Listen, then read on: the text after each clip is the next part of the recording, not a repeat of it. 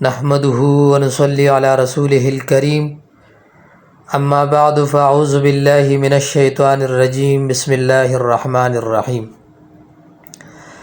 مال میں برکت، رزق میں برکت، روزگار اور اولاد میں برکت کے لیے اور نعمتوں کے حصول کے لیے سورۃ قریش کا وظیفہ انتہائی زبردست ہے۔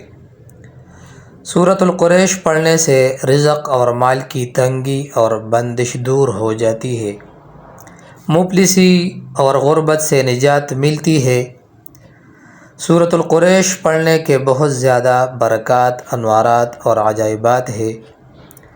جو شخص اس سورت کو پڑھنا اپنے معمول میں شامل کر دیتی ہے تو رزق، مال اور نعمتیں حاصل کرے گا۔